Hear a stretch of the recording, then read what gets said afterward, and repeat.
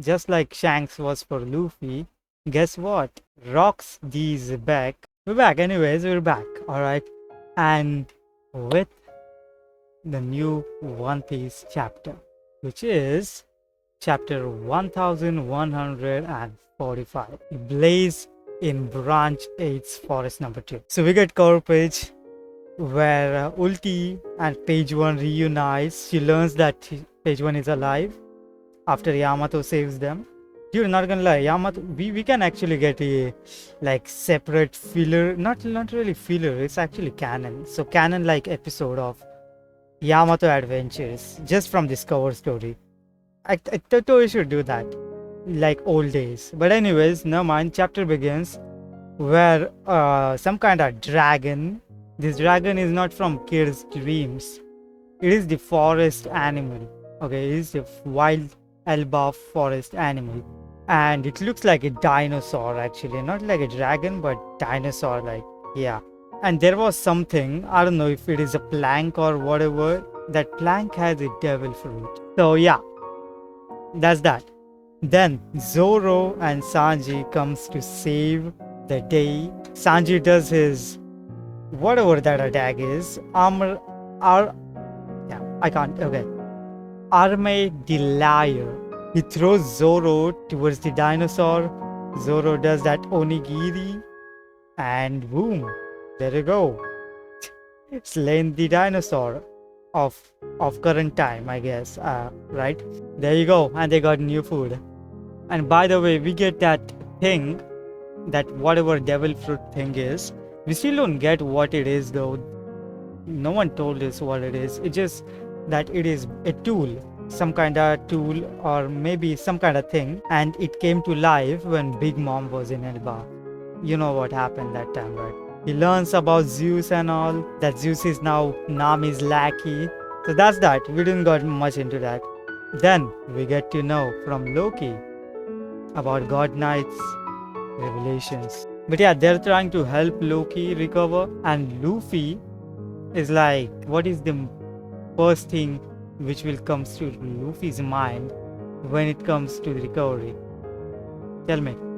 It's food, bro. Obviously it is food. So Luffy brings a big chunk of meat, and it's hot actually. You know, Luffy being Luffy, he just feeds him right away, doesn't care if it is hot or not. And Luffy is like, damn, are you an idiot? And Luffy's like, yeah, see, you're already better. Dude, I'm not gonna lie, this chapter is going to be, I mean, especially this part is going to be so funny in anime. By the Jord's reaction, it feels like she likes what Luffy is doing. Okay, Zoro is not believing Loki yet. He's still not believing Loki. He don't trust him. I mean, I get it why you don't trust him. But in my opinion, right guys, in my opinion, I think Loki is not a bad guy. He looks like a bad guy, but I don't think he's a bad guy. My theory, King Harald, right? I hope I'm pronouncing the name right. King Harald had connections with the world government, and he made giants weak, bro. Like, come on, giants were warriors, and now what? They're studying in school, being nerds. Come on. By the way, Loki was not lying, as he says, but we still have doubt, right? We still have doubt, because his point being, unless the shackles are off his body, he ain't telling Shanks' whereabouts to the crew. We still can't trust him all the way, but let's see. And by the way, what do we get to see next? Just like Shanks was for Luffy, guess what? Rocks Xebec was the same way for Loki. Isn't that crazy, bro? By the way, I think Rocks is also a good guy. I know Roger and Gar fought him, but that doesn't mean that he's a bad guy. I don't know. I think he will turn out to be a good guy. But let's see. He gives me Luffy vibes, you know? Could be like Luffy. He could be like Luffy from the God Valley chapter, which we got back in the day. Like, see, he even killed Loki, bro. Like, who else can do that, bro? It's Luffy. It's literally like Luffy, bro. Luffy will hit kid.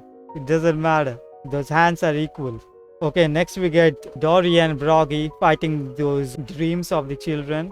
And they're glad that they are not a real thing. Basically, they're telling us about Loki's skill. right? Loki's toughness and how tough Loki is.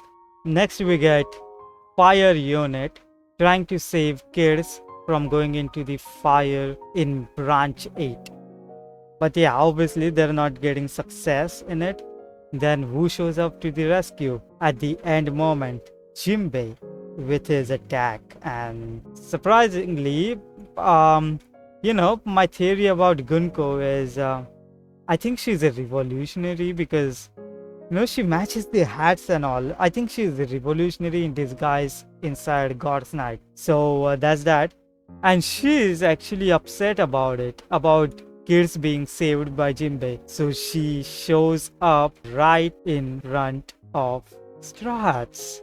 Well, I wonder what will happen now. Are they going to fight? I don't know.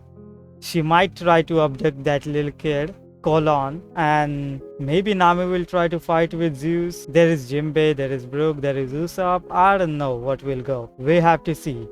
There's a break next week, but this chapter was good. Okay, this is it for the chapter. Let me know what you guys think about the chapter in the comments, and see you guys in the next one. Peace.